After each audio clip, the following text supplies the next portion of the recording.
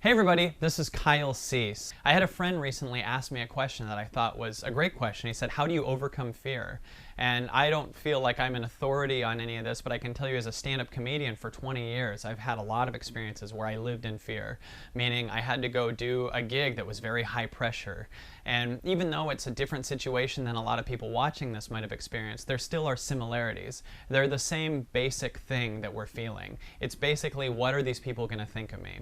I believe heavily that the reason we're stressed often is because we're moving from a place of what people think about us. And I remember at one point, after doing comedy for 16, 17 years, I was bringing a lot of positivity into the comedy world. And I was hearing through the grapevine that comedians were saying stuff about me and they didn't like what I was doing, and it hurt a lot. And I remember saying to another comedian, the famous comedian Louis Anderson, I said, I have this thing where I care about what comedians think about me and I want to get over it. And weirdly enough, while I was at the height of that painful state, I remember going home and trying to get my DVD player to play a movie, and it didn't play like 4 movies, and then finally the movie Adaptation played. And there's a great line in that movie, and the line is Nicolas Cage is talking to his brother, and he said, I have a question for you. He goes, in high school, there's a girl that you really liked, and she was saying bad things about you, and you didn't care. And then he said, why is that? And the brother said a line that honestly really did change my life. And maybe it changed my life because I was in enough pain that it was wide open to hear this. But the brother said, because whatever she says about me, she can't take away from me how much I love her. And then he goes, you are what you love and not what loves you. And for some reason, that line in that movie at that moment really affected me. You are what you love and not what loves you. If you really break that down, what that means is when we were kids, all we did was played.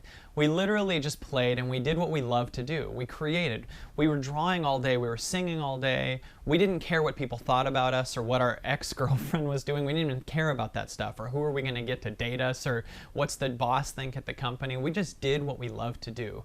We created and we played all day, literally all day. And we pretended that we were certain people that we wanted to be when we grew up. We pretended we were firemen or a DJ or a comedian or a famous singer. And we just did that. It was going from in to out. Our creativity was what was running us. And as time goes on, we learn from society we can't do stuff, and kind of society turns us into a consumer. They scare us all the time. A lot of times the news will show you a scary story, or movies will show you scary things. And why is that? The reason is because if they show us these stories that are scary and we get into a place where we're constantly bombarded by this, we feel scared too. And if we feel scared too, we feel incomplete.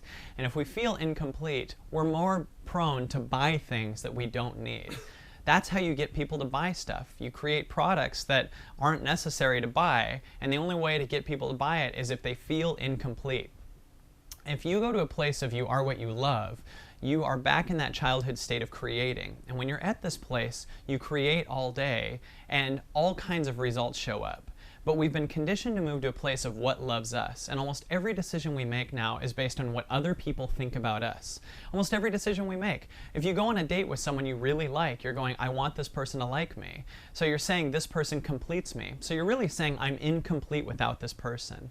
And your job is to go to a place where you are complete first. Because if you believe you're incomplete without this person, you're going to be insane on the date. You're saying I'm incomplete, so you're literally saying you complete me. So you're on the date going, so do you like bacon fat?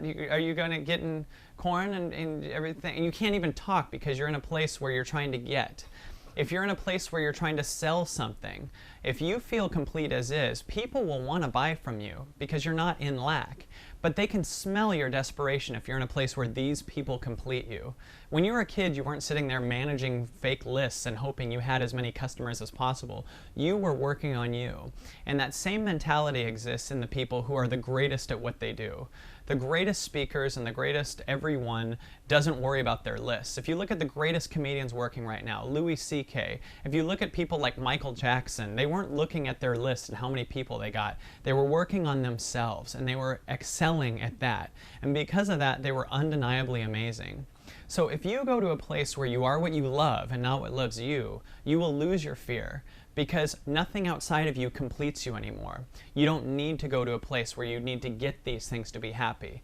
But if you're under the illusion that these things outside of you are what complete you, you will always be a victim, because everything has to change to make you happy. So you're dependent on that, and that's why we're in fear, because we're running around going, oh man, I hope this thing goes this way, I hope I get this job, I hope this person likes me, oh, what if I don't get rent paid, blah, blah, blah. And you're moving from a place from out to in. So my advice to you, as simplistic as this sounds, is go from in to out. Go to a place where you're complete as is. In this place you can create on higher levels. You'll come up with brilliant out-of-the-box ways to make money and get healthy and have friends around you. But those things are a byproduct, because you'll feel so connected with yourself as is that you don't need those things. They'll just want to be around you. So your job is to do that. That's something that I've been talking about in a lot of different videos that I've made on my YouTube channel, youtube.com/Kyle Cease.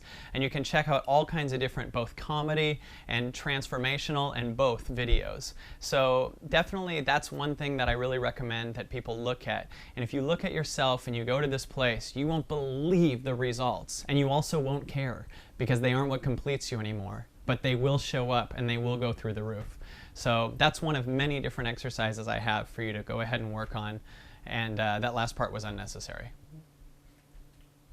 That was just filler. That was me being what loves me, going, I need a way to end this. Like right now, this is totally unnecessary, so you're going, this is dumb now. You had such a good video going, and now you're just filling this and it's boring. So I'm sorry about this.